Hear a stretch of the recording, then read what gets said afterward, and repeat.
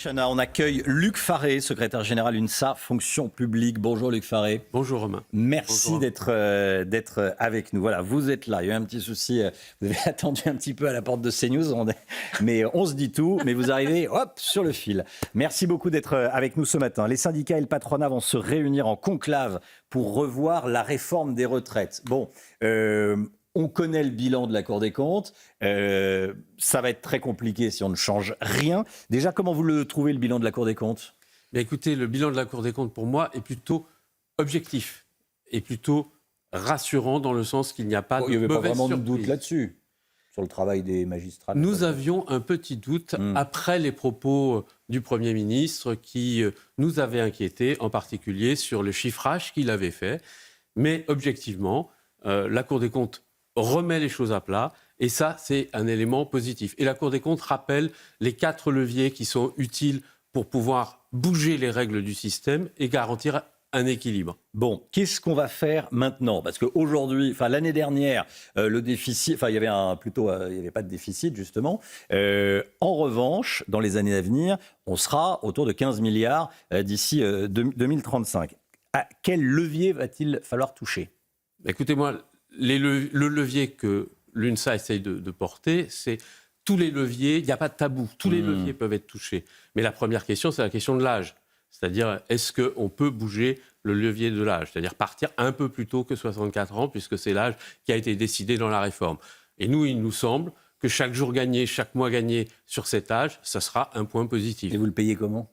Alors, c'est la question, c'est la raison pour laquelle on peut aborder le deuxième levier, le levier des cotisations. Et nous, on n'a pas de tabou. On peut estimer que le levier des cotisations peut être actionné. Des deux côtés. Que les salariés payent plus et que les entreprises payent plus. Les salariés, ils vont vous dire, ça va toucher à mon net. Et les entreprises, elles vont vous dire, mais attendez, on est déjà qu'on n'est pas compétitif par rapport aux Américains, aux Chinois, mais alors là, vous allez nous tuer. Alors, je redis bien, ici, ce n'est pas moi qui vais faire la négociation, c'est un sujet extrêmement délicat, mais on n'a pas de tabou. C'est-à-dire que s'il faut aborder la question des cotisations, on l'abordera. Si on veut aborder la durée de cotisation, c'est-à-dire est-ce qu'on travaille 43 années, est-ce qu'on travaille 172 trimestres ou est-ce qu'on bouge cet élément, c'est possible aussi. Et puis, il y a aussi la question des retraités, des retraites, des pensions. Donc, tous les sujets doivent être abordés. Et puis, il faut qu'on aborde aussi les conditions de travail, la pénibilité, les éléments qui font que quand on arrive à la retraite, on arrive à la retraite en pleine forme. Et donc, qu'on puisse travailler aussi jusqu'au bout. On part à la retraite à quel âge en moyenne dans la fonction publique ? Alors, dans la fonction publique, aujourd'hui, on part pratiquement à 63 ans, puisque l'âge aujourd'hui légal était de 62 ans et on dépasse à quasiment 63 ans quand on est régi par le régime ce qu'on appelle chez nous, dans notre jargon, sédentaire, c'est-à-dire le régime commun. Je voulais qu'on parle également des arrêts maladie. Ils vont être moins bien indemnisés dans le secteur privé à partir du 1er avril et à partir du 1er mars dans la fonction publique, pour les fonctionnaires.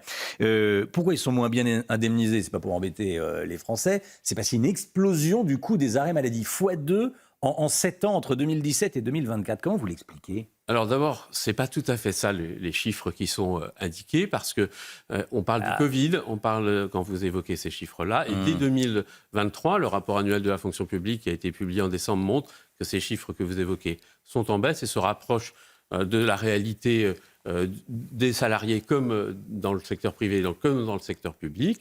Donc on est sur les mêmes données et aujourd'hui, il y a une explosion du nombre d'arrêts maladie. Le système qui n'est pas maîtrisé, conçu et aujourd'hui fait que, moi je rappelle toujours la chose suivante quand on dit explosion des arrêts de maladie. Si quelqu'un s'arrête, c'est qu'il est malade, c'est qu'il est accidenté et qu'un médecin l'a arrêté. Donc il n'y a pas de possibilité autre. Donc l'explosion, elle est peut-être liée à la santé des gens, s'il doit y avoir explosion. Mais je le redis, les chiffres tels qu'ils apparaissent aujourd'hui sont pas ceux évoqués par un ministre qui n'est plus, M. Kasbarian, et on n'est pas sur la question de l'absentéisme, on est sur la question, quand on est malade... Un ministre qui n'est plus ministre, qui est encore de ce monde, mais qui n'est plus ministre. Et donc, aujourd'hui, la question que nous nous posons, c'est, nous avions la possibilité d'être couverts à 100% quand on était malade. Eh bien, demain, on va perdre 10%, et ça représente des grosses sommes. Vous êtes arrêté un mois. Vous gagnez 2 000 € aujourd'hui. En 2 000 € aujourd'hui, un arrêt d'1 mois, ça vous fera moins 200 €, 193 € pour être précis.